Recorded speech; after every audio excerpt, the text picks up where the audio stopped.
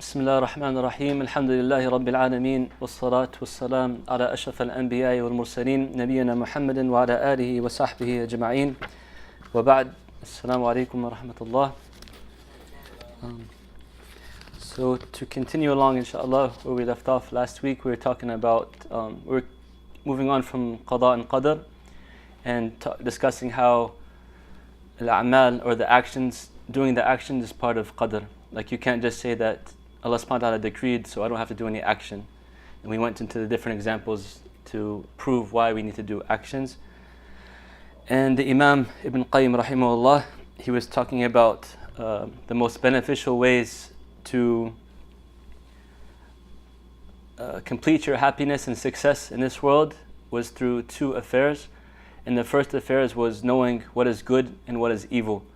And he said to know that you need to know the Quran and the Sunnah. So if you ponder upon the Quran and the Sunnah in a deep way, you'll find all that you need to know from what is evil and what is good.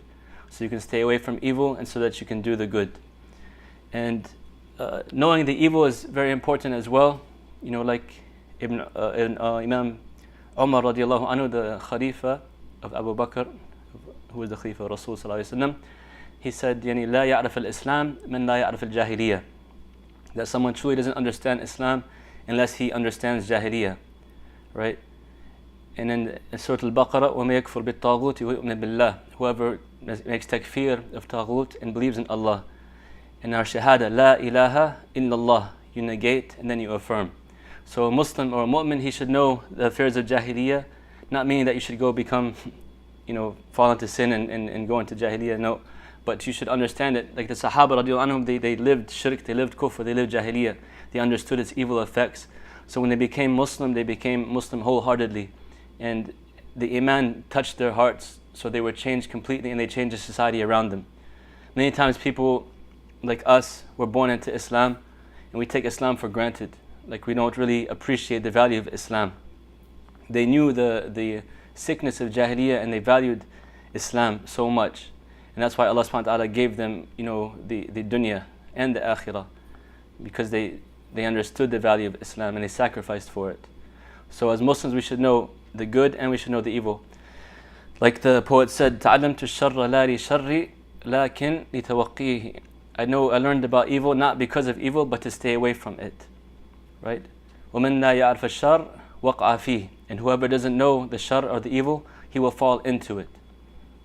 So the Imam here is teaching us or telling us how we should know the good and evil through the Quran and the Sunnah. And he also mentioned the history of the nations before us. That's another way to know the good and evil. How Allah subhanahu wa ta'ala, He blessed certain nations and gave them success by them following His laws, and how He cursed and destroyed other nations for disobeying Him and breaking His laws and disbelieving in Him. Right? And we talked last week a little bit about the Sahaba and how Allah subhanahu wa ta'ala gave them honor through their Islam. Right? When they practice Islam as it should be practiced, Allah subhanahu wa ta'ala gave them the whole dunya. They ruled from China all the way to Spain, one of the greatest empires the world has ever seen, from following Islam. Also in the Quran, there are many examples of the nations before us. They're there for a reason, not just for stories, but to get lessons from them and derive lessons from them. Like all those stories about Bani Israel, it's not just like for entertainment, it's for a purpose. Why is Allah subhanahu wa ta'ala talking so much about Bani Israel? He's talking about them so we can learn the mistakes that they made and stay away from it. So when you read the Quran and you read and you study about these nations, inshallah, that helps you to understand what Allah subhanahu wa ta'ala wants from us and what He wants us to stay away from. So this is the first pillar to achieve success in this world and the next life, to understand what is good and what is evil. And we learn that through the Quran and through the Sunnah and through the history of the nations before us. Then he goes into the second point. الأمر الثاني أن يحذر مغالطة نفسه على هذه الأسباب، وهذا من أهم الأمور.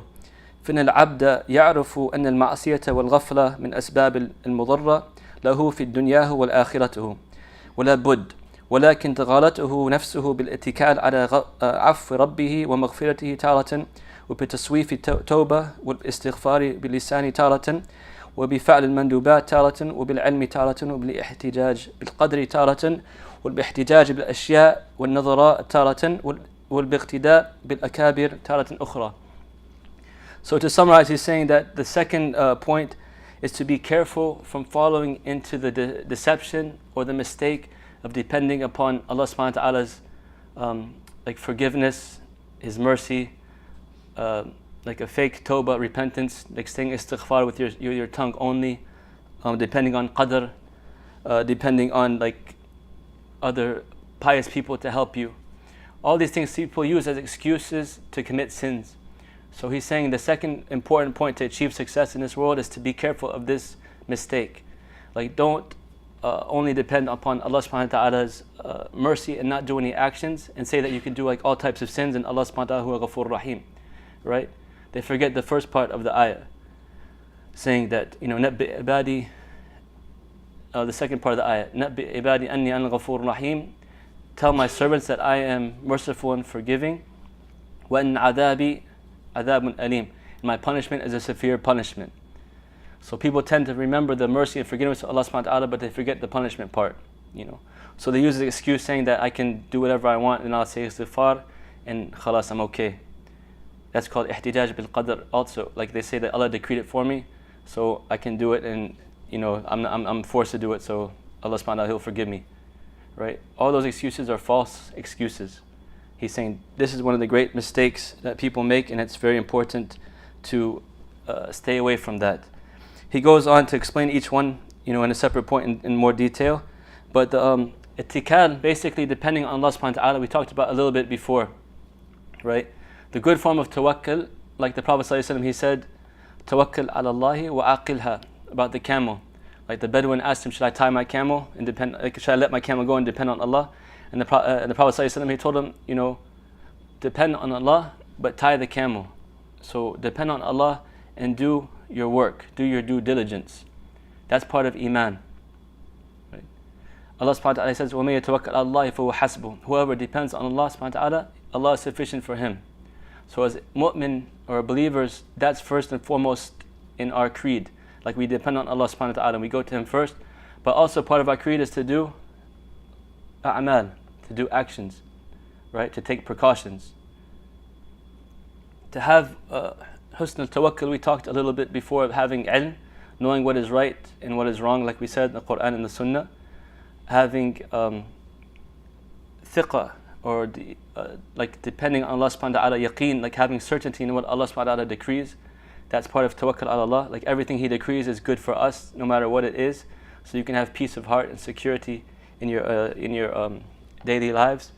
And also to have ihsan, which is to worship Allah subhanahu wa ta'ala as if you have seen Him. Right? This is husn al-tawakkul.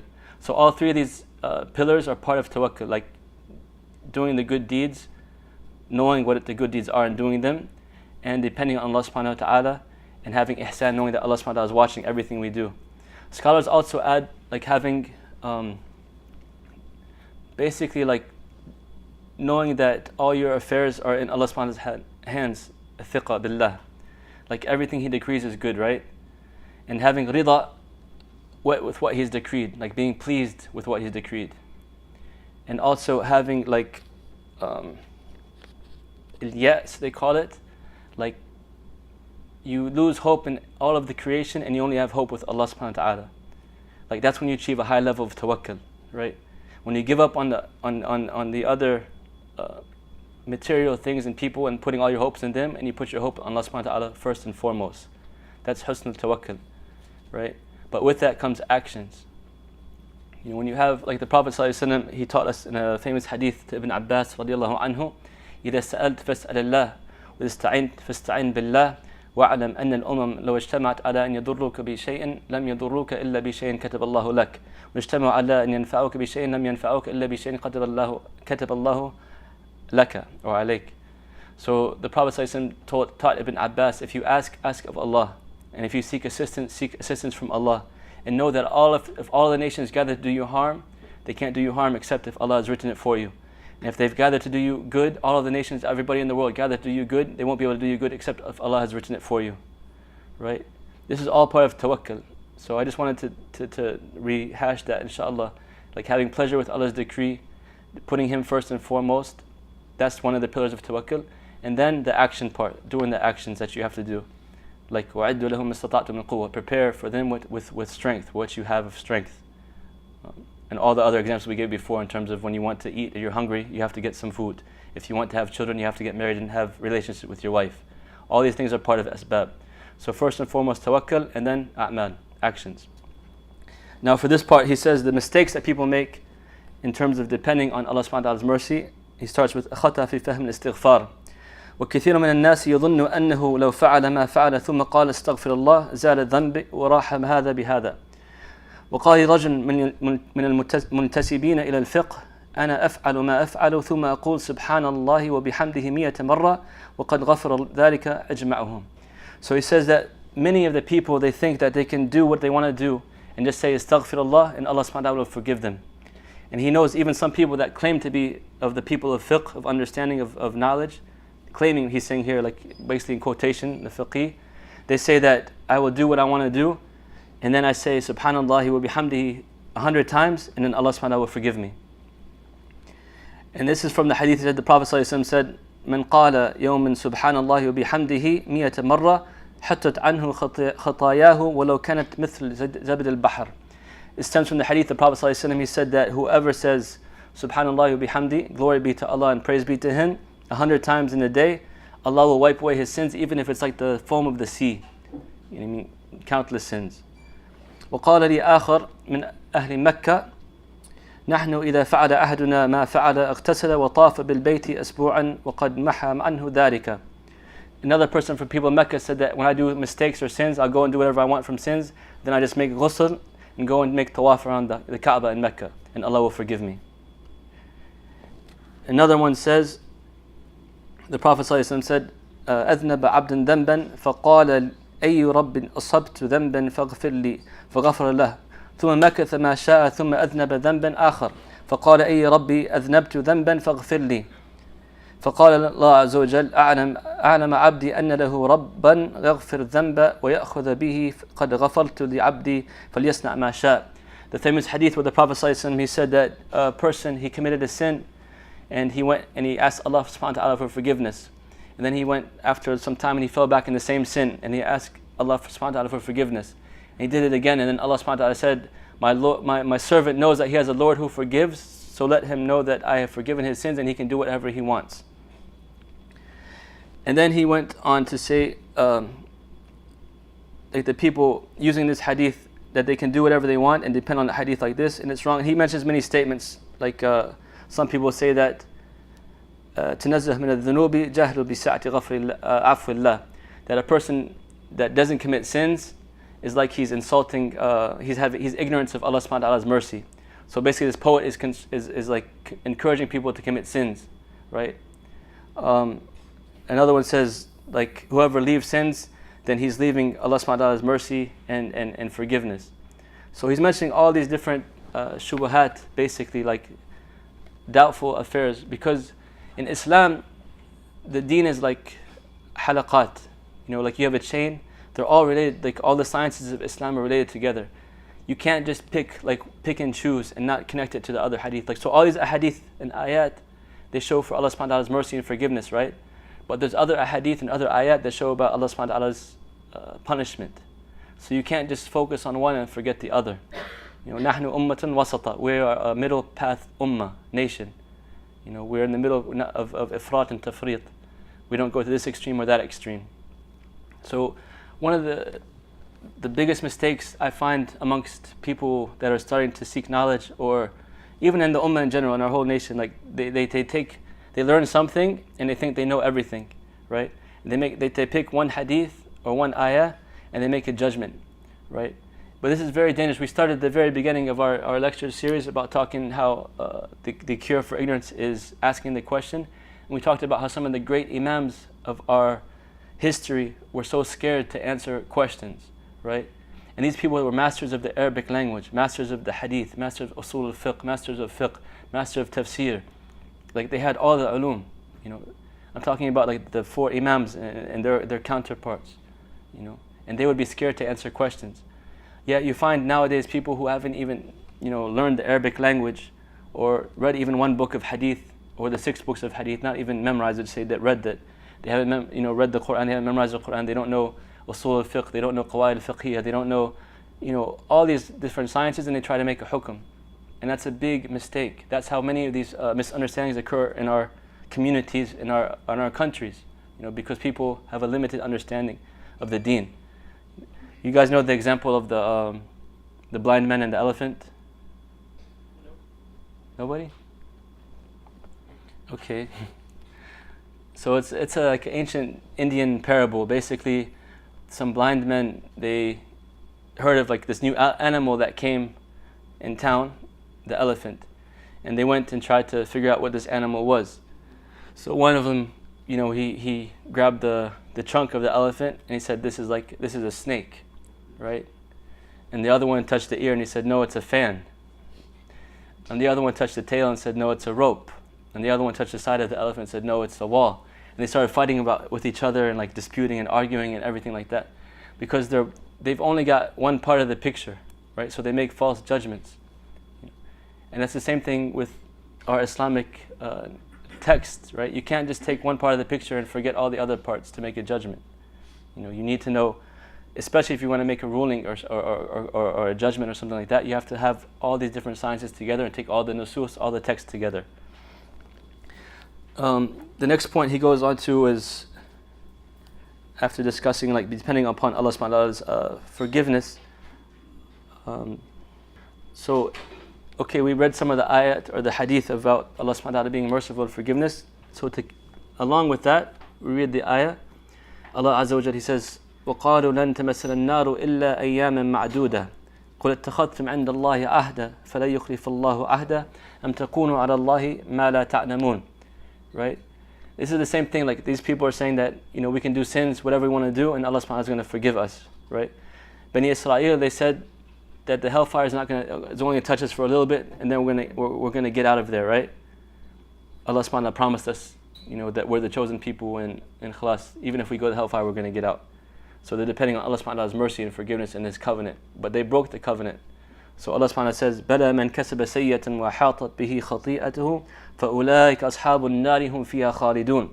Certainly whoever commits sins or misdeeds and is besieged with like immoral acts or gross behavior, such shall be the inhabitants of the fire, and they shall remain there forever. So we talked about Allah subhanahu wa ta'ala's mercy, but here's Allah saying that when you commit sins deeply and fall into sins and you have changed your morals, that you will go be of the people of the hellfire. وَنَعُوذُ بِاللَّهِ مِنْ ذَلِكَ. May Allah protect us all from that. And then He says in another ayat, in Surah Yunus, that was Surah Al-Baqarah, ayat 80 and 81, and Surah Yunus, ayat 26, وَالَّذِينَ كَسَبُوا سَيِّئَةً جَزَاءُ سَيِّئَةٍ بِمِثْلِهَا وَتَرْهَقُهُمْ ذِلَّةٌ مَا لَهُم مِّنَ اللَّهِ مِنْ عَاصِمٍ كَأَنَّمَا أُغْشِيَتْ وُجُوهُهُمْ قِطْعًا مِّنَ اللَّيْلِ مُظْلِمًا أُولَٰئِكَ أَصْحَابُ النَّارِ هُمْ فِيهَا خَالِدُونَ. For those who have committed sins or misdeeds, the requital of a misdeed shall be its like they'll get whatever sin they do, you're going to get punished with it. And they shall be overcast with disgrace, and they shall have no one to protect them from Allah. And their faces will be covered with darkness, like the dark night, and they shall be the inhabitants of the fire, and they shall remain there forever. So we take the ayat of rahmah wal maghfirah, and we combine it with the ayat of adab, right? Anybody who's aqil, like logical, and you claim that you love Allah subhanahu wa ta'ala, why would you want to sin against Him, right? Like you don't want to intentionally sin against Allah and say that Allah subhanahu wa ta'ala is most merciful, Like you don't go to your beloved in this world and slap him on the face and say, oh, he loves me, so He's going to forgive me, or you don't go to him and spit on him and say, oh, he loves me, He's going to forgive me, or do all the bad things, no. So Allah subhanahu wa ta'ala, who is the most merciful, the most kind, and the most honorable and the most great, the same thing, like we don't want to say, we claim we love Allah subhanahu wa ta'ala and indulge in sinfulness all the time and say He's most merciful. That's kind of being fake. Yes, as children of Adam, we're going to fall into sin, we're going to make mistakes. Inshallah, we make sincere tawbah and we come back to Allah subhanahu wa ta'ala. But we don't use it as an excuse to fall into sins that Allah subhanahu wa ta'ala, is merciful, or the qadr of Allah subhanahu wa ta'ala. Then he goes on talking about, so the first part he was saying, depending upon Allah subhanahu wa ta'ala's forgiveness and not taking into account His punishment. And the second time he says, the second point, تعلق بالجبر ومن هؤلاء المغرورين من يتعلق بمسألة الجبر وأن العبد لا فعل له البتة ولا اختيار وإنما هو مجبور على فعل المعاصي. So we talked about this a little bit a couple lessons ago, how there's a group of people that have went astray in their creed. They're called the Jabriya. So they say that everything is forced upon a person, like he has no choice in the matter, right? So he's saying because Allah subhanahu wa ta'ala qaddara li, like Allah has written this, has decreed this, then I can do the sin. And I'm not blamed for it because Allah has written for it, right? And we said that's not the case. We said before that Allah subhanahu wa ta'ala has written the decree, but He has given us in that decree a choice to choose right or wrong, right? You know, like you can't go up to that, you know, some scholars, like, to refute them, they'll go and say, like, okay, you can go to one of them and slap them in the face and say, Allah has written this, you know. It's not going to fly. Like, they're not going to accept that.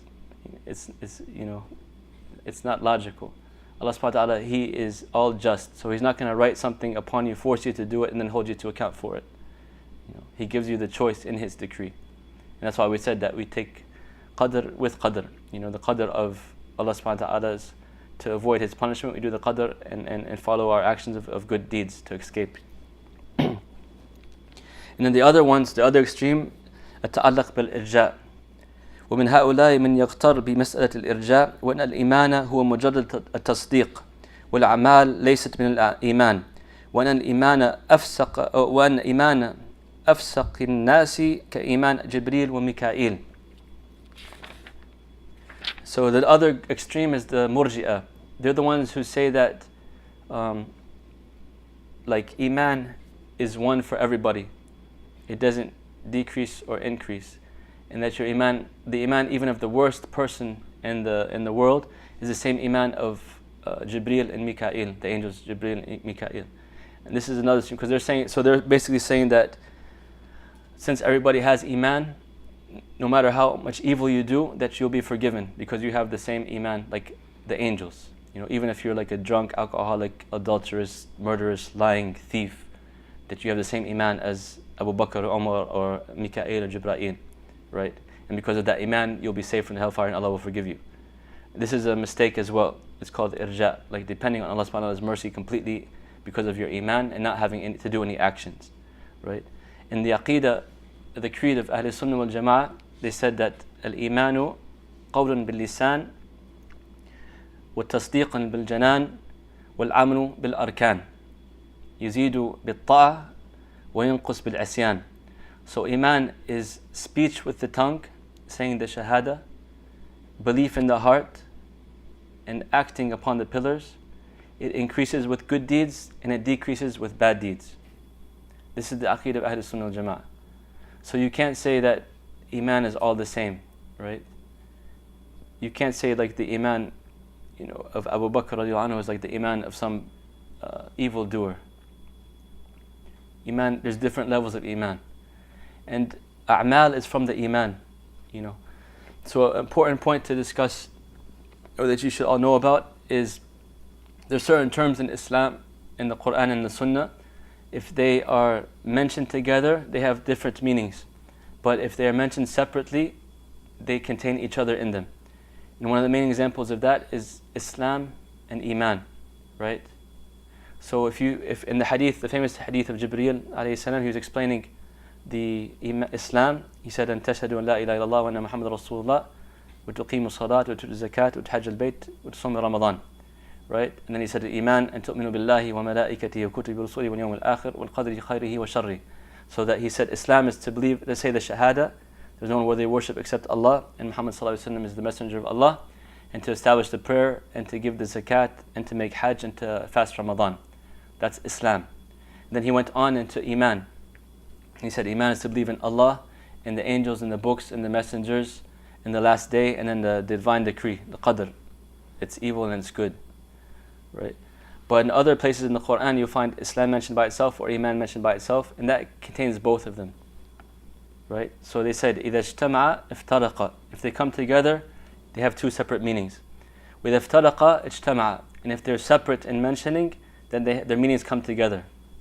So Allah subhanahu wa ta'ala, He says in Surah Al-Baqarah, مَا كَانَ اللَّهُ لِيُضِيعَ إِيمَانَكُمْ. You know, Allah subhanahu wa ta'ala was not going to, He says iman here, but all the tafsir says that iman here means salah. Because the people, they were making salat towards the Jerusalem before, right? And Allah subhanahu wa ta'ala changed the qibla. He changed the direction of prayer to the Kaaba in Mecca.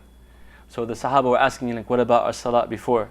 And Allah revealed this ayah in Surah Al-Baqarah, مَا كَانَ اللَّهُ لِيُضِيعَ إِيمَانَكُمْ.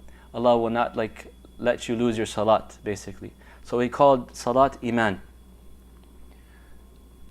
And also, the Prophet ﷺ, he said in an authentic hadith, الإيمان بدعة وسبعون الشعبة أدناها إماتة الأذى عن الطريق وأعلاها لا إله إلا الله.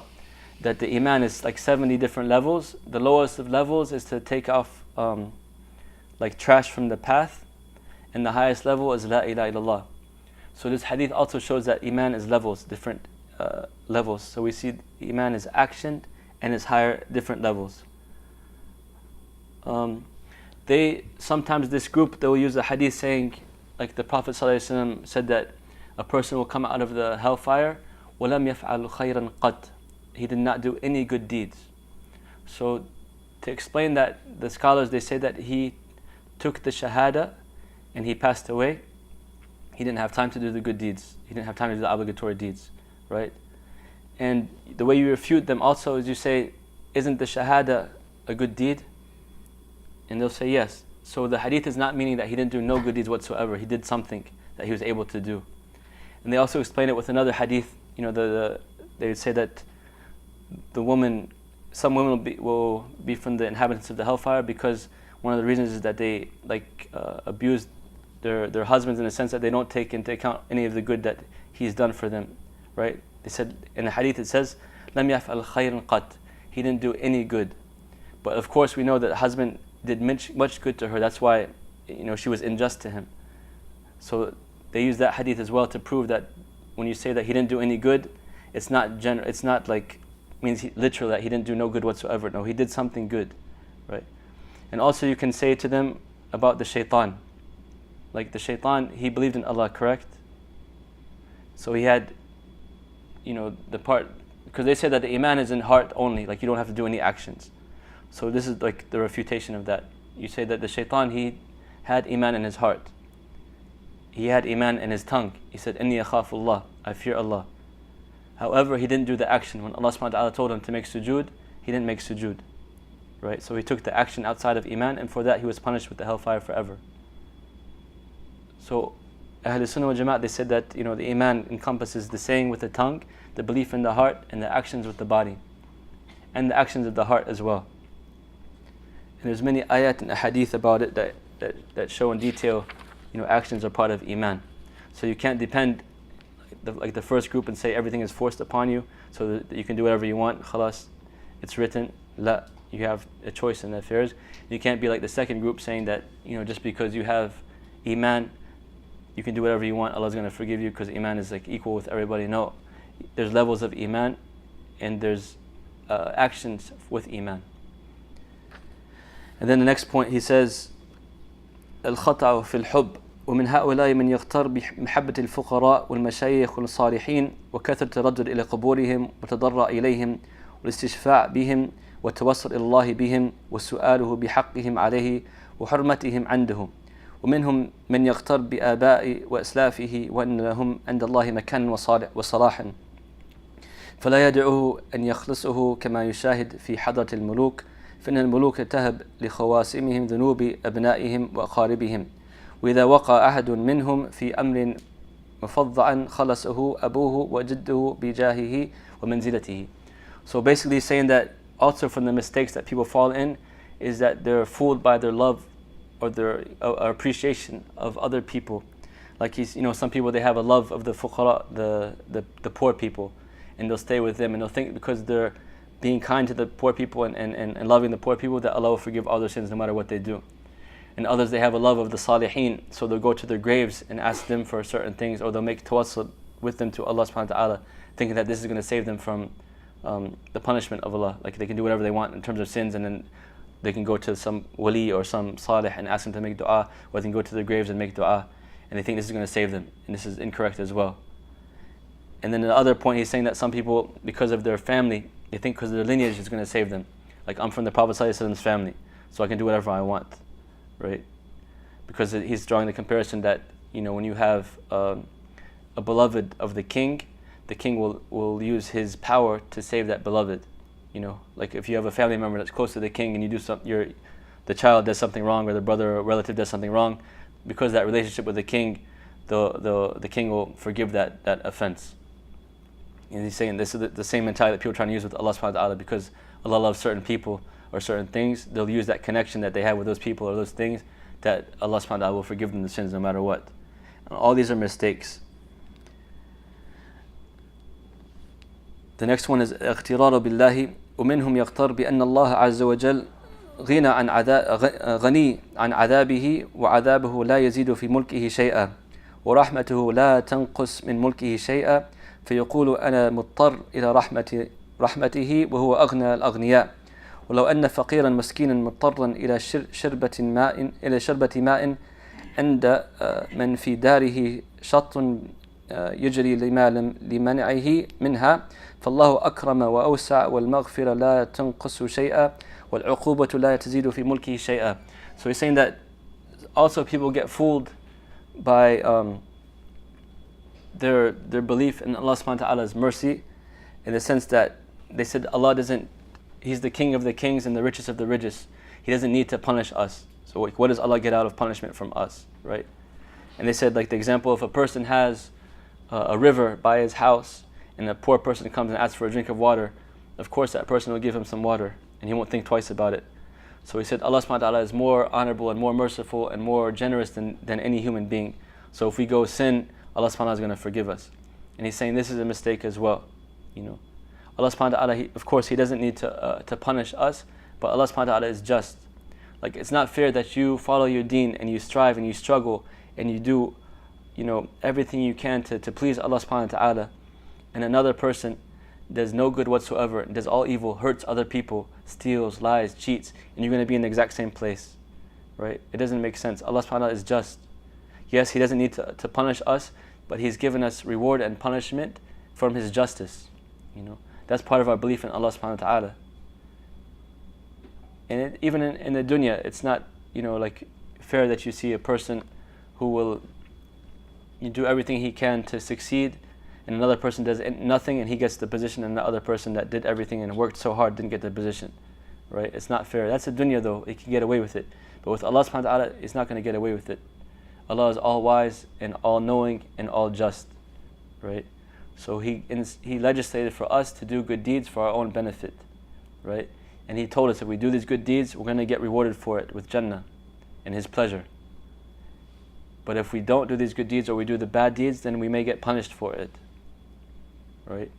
So there's rewards and punishment. There's incentives for us to do good, and there's incentives for us to stay away from evil. That's part of the deen.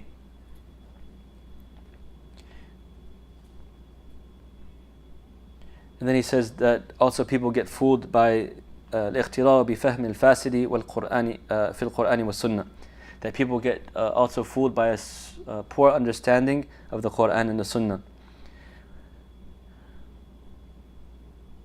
So they take certain texts, like for example, وَلَسَوْفَ يُعْتِيكَ رَبُّكَ فَتَرْضَى وهو لا يرضى أن يكون في النار وهذا من أقبح الجهل وأبين الكذب عليه فإنه يرضي بما يرضي به ربه عز وجل والله تعالى يرضيه تعذيب الظلم والفسق والخونة والمصرين على الكبائر فحاشا رسول الله صلى الله عليه وسلم أن لا يرضى بما يرضى به ربه تبارك وتعالى. So he's saying that the ayat in Surah Duha, وَلَسَوْفَ يُعْتِيكَ رَبُّكَ فَتَرْضَى, that Allah subhanahu wa ta'ala will give you until you are pleased, to the Prophet Muhammad sallallahu alaihi wasallam. And these people, the ignorant people, they say that the Prophet sallallahu alaihi wasallam is not pleased with us going to the hellfire, or not pleased with anybody going to the hellfire. So Allah subhanahu wa ta'ala won't put somebody in the hellfire or punish someone with the hellfire. And then Imam Ibn Qayyim said that this is like min aqbah al-jahl, like some of the ugliest of ignorance, and one of the clearest of lying upon the Prophet ﷺ, because the Prophet ﷺ, he only is pleased with what Allah Azza wa Jalla is pleased with, and he's displeased with what Allah subhanahu wa ta'ala is displeased with.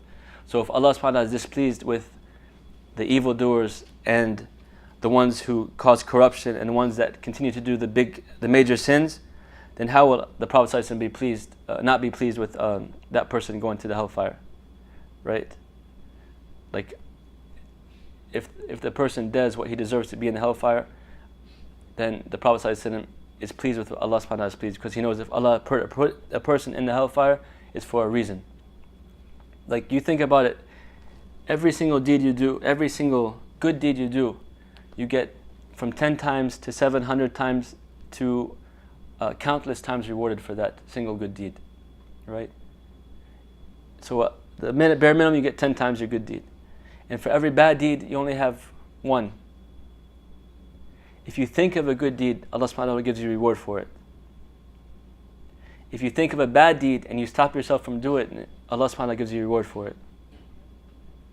The only time is if you do a bad deed and you think of it and you do it, then you get one sayyah, one punishment. So you really gotta try to go to the hellfire for real, to let your tens and 700s and thousands and millions beat your ones, right? That's what the scholars say.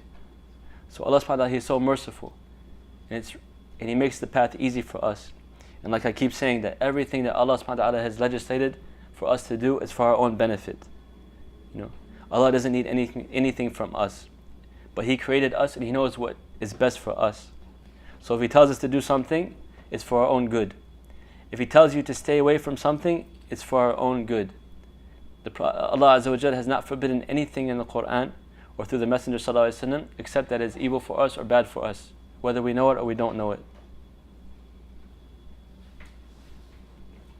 So to be pleased with Allah subhanahu wa ta'ala and to earn the pleasure of Allah subhanahu wa ta'ala, we must do what Allah subhanahu wa ta'ala has asked us to do, and not say like these type of people that you can do whatever you want and Allah subhanahu wa ta'ala is merciful and forgiving. Allah subhanahu wa ta'ala, He's also severe in punishment, He's just. So you have to take all these texts together.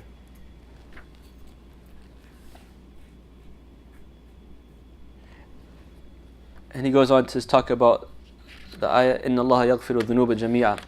Allah subhanahu wa ta'ala, He forgives all sins. وهذا أيضا من أقبح الجهل فإن الشرك داخل في هذه الآية فإنه رأس الذنوب وأساسها ولا خلاف أن هذه الآية من حق التائبين أو في حق التائبين فإنه يغفر الذنب كل تائب من أي ذنب كان ولو كانت الآية في حق غير التائبين لبطلت نصوص الوعيد كلها. So he's saying that this ayah that Allah subhanahu wa ta'ala forgives all sins, when they understand it like at its face value without appreciating all the other meaning behind it, this is also from the severe ignorance, because shirk is also from the sins, correct or not? Right? And Allah doesn't forgive shirk, right? So this ayah is not clearly, it's not meaning like they're understanding it to mean. And also he's saying in the tafsir of this ayah, this is for those who make tawbah. Like if you make sincere tawbah, Allah will forgive whatever you do. فإنه يغفر الذنب كل تائب من أي ذنب كان. Allah will forgive any sin that you make tawbah from.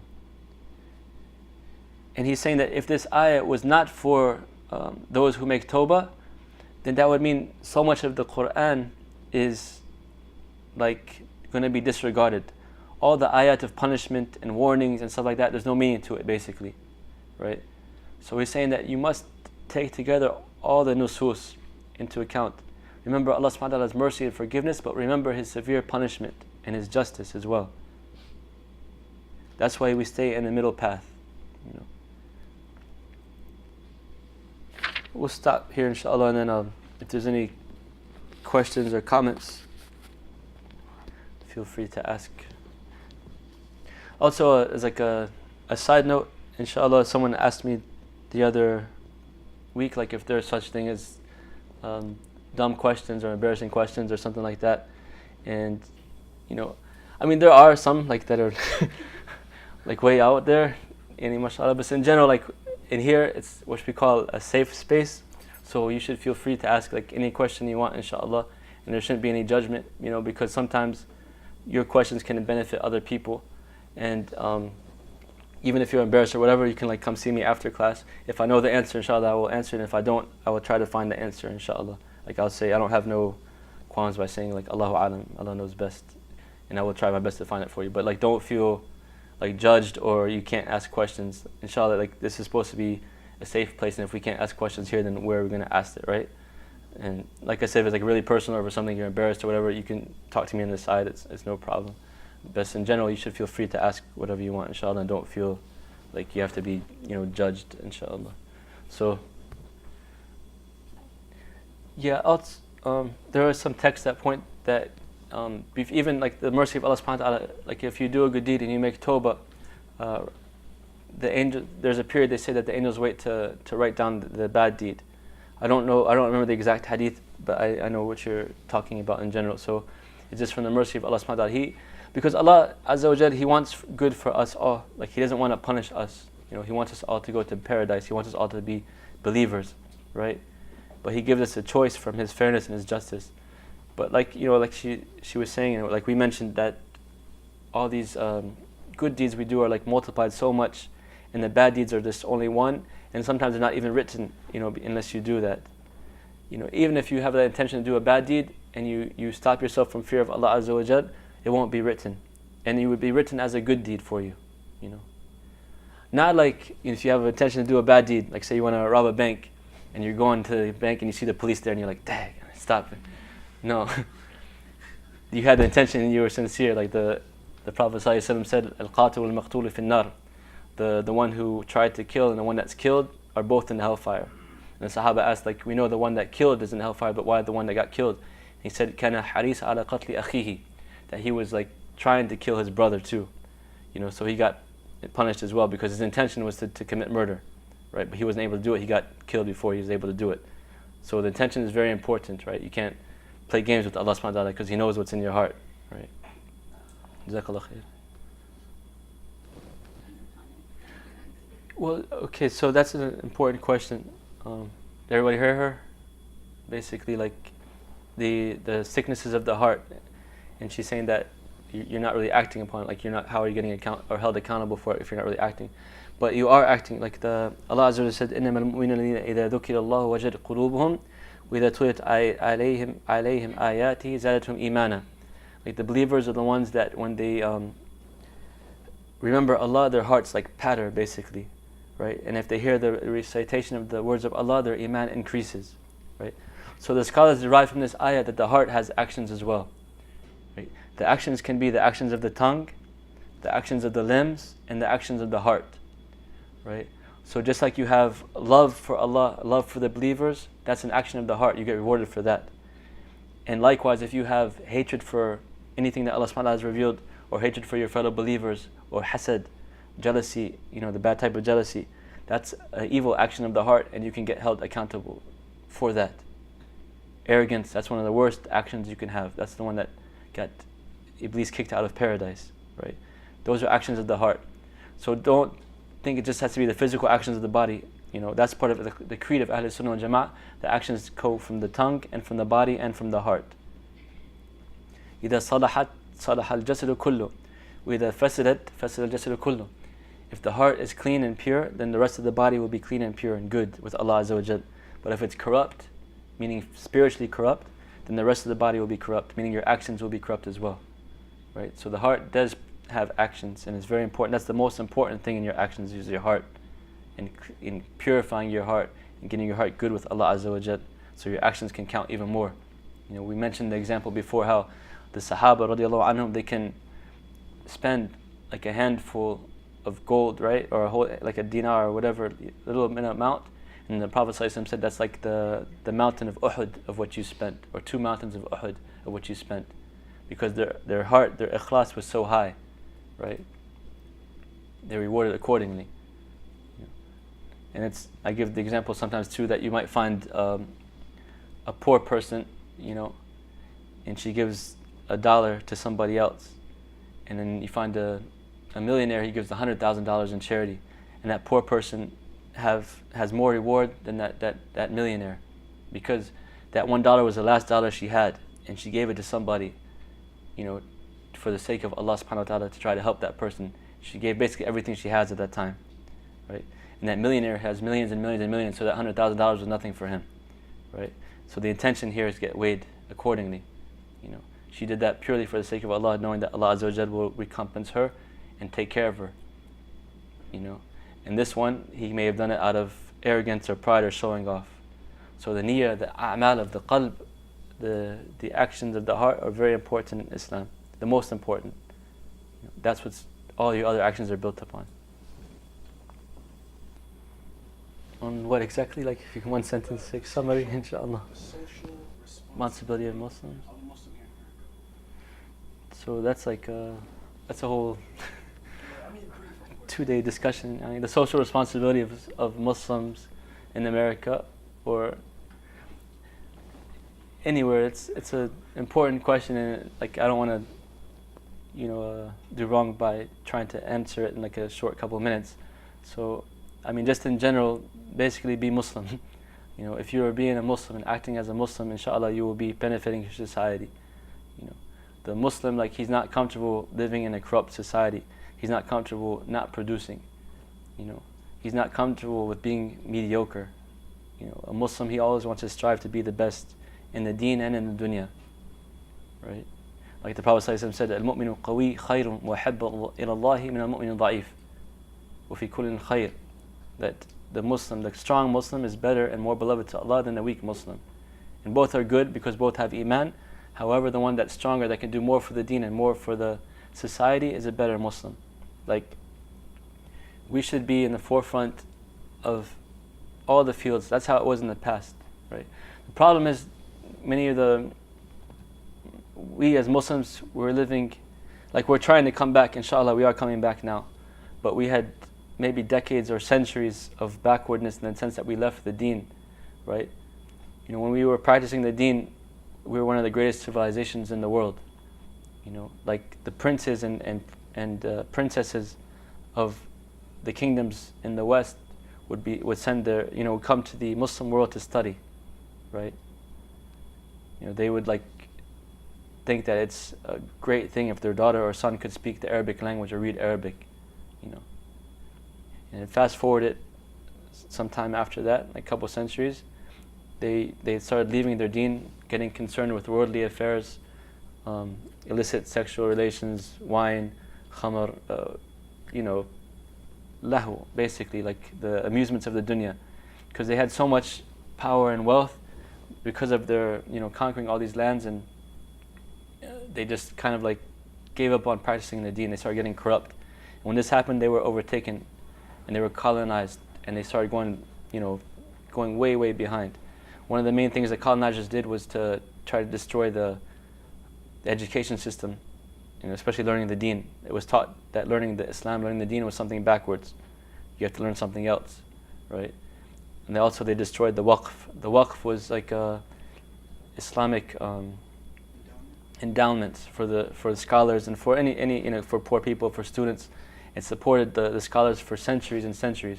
So scholars were never dependent on other governments. They were never dependent on other people. They had waqf, so they can study the deen freely and they could speak their mind freely, right?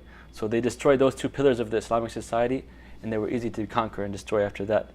And so anyways, after, I'm trying to give like a brief history, but after that, sometime people started waking up and realizing that, why are we backwards? Why are we such like a downtrodden people? And they realized it's because we haven't been practicing our deen. So they started going back to the deen, little by little.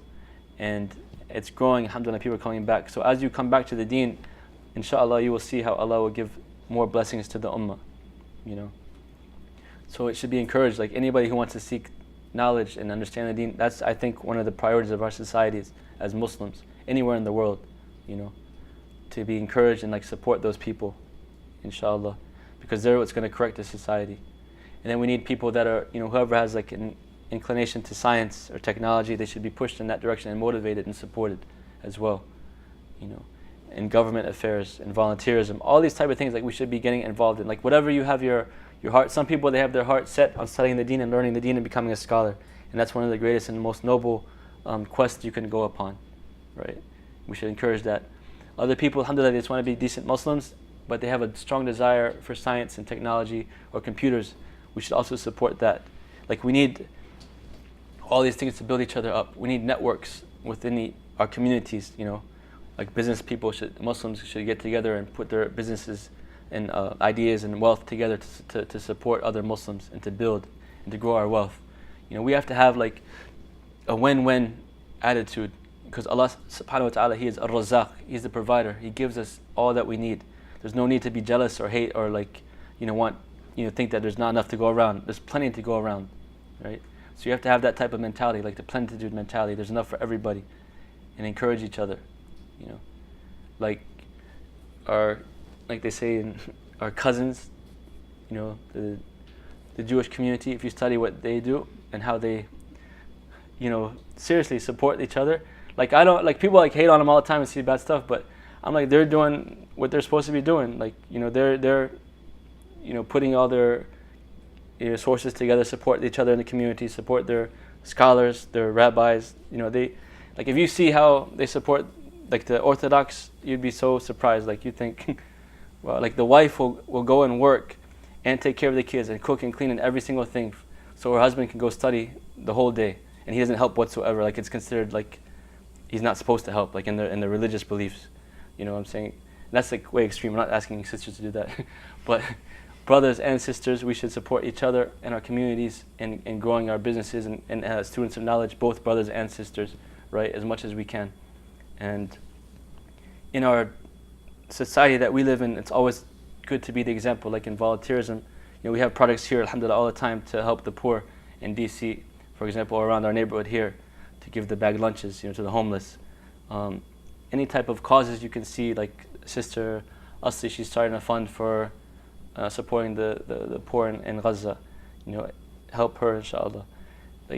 All these different types of, any activities you can do to do khair, good, get involved with it, And that's just a brief summary, some thoughts. Inshallah, if anybody has any other suggestions or ideas, jazakumullah khairan. But like I said, it's a long topic and long discussion. It's like a lecture in itself, so I didn't do justice to it. But inshallah, at least some ideas for you.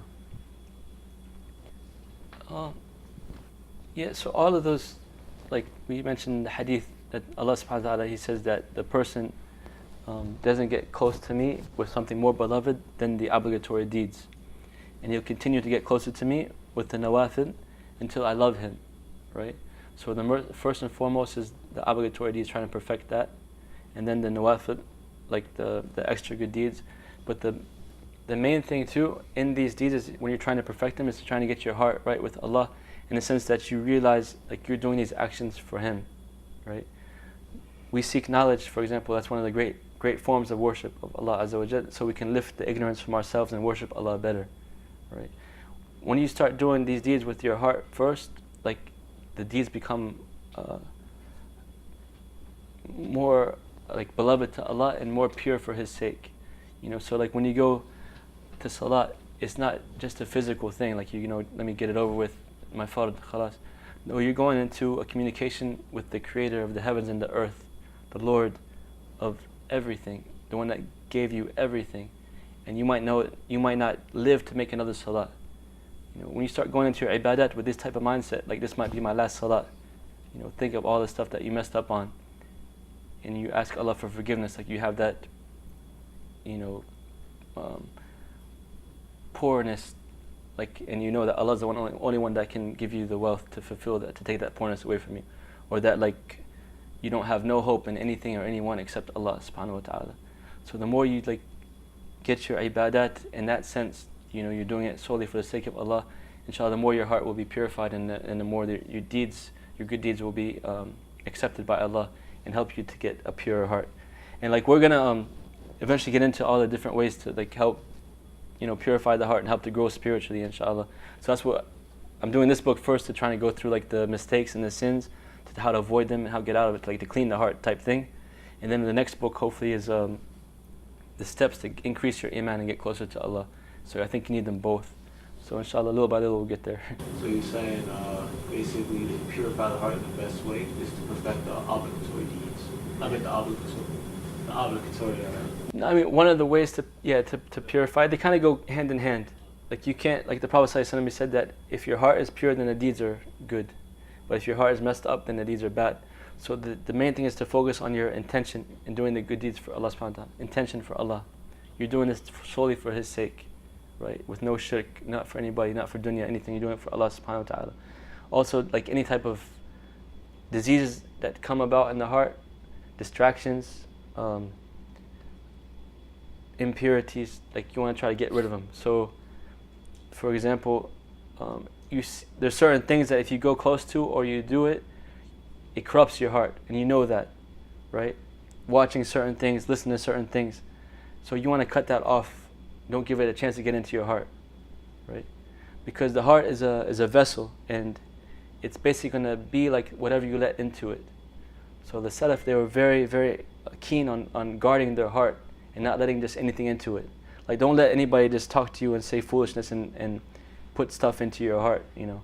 Or don't watch anything on TV or movies or whatever like that without, you know, being careful to let that get into your heart, you know. So that's another way to help protect your heart. And the more your heart is protected, the more alive it becomes, and the more it can distinguish between right and wrong. Like, we're so desensitized in our society, like it's crazy, you know, stuff that, like I said before, the Sahaba, you know, the Tabi'een, Sahaba told them that, you know, you guys see like certain bad deeds, like a little fly flying in front of you and you're trying to swat at it. And we used to see it as like a mountain over our heads about to crush us, right? That's just one generation gap. So move up 1400, 1500 years to our time and think of how much desensitized we are to sins, you know. Like certain things, even now, like I can talk, like certain scholars I remember studying with, and we asked certain questions that they like never heard before in their life, and they were like freaking out. They couldn't believe like this thing actually happens, you know. That's how they're protected. But with us, it's so normal, like it's not a big deal. So we have to be very keen in guarding our hearts, and we ask Allah Azza wa Jalla to help us purify our hearts and our intentions for His sake, and make us of those who are of Ahl al-Jannah, inshaAllah. جزاكم الله خير. سبحانك الله وبحمدك أشهد أن لا إله إلا أنت أستغفرك وأتوب إليك. والسلام عليكم ورحمة الله وبركاته.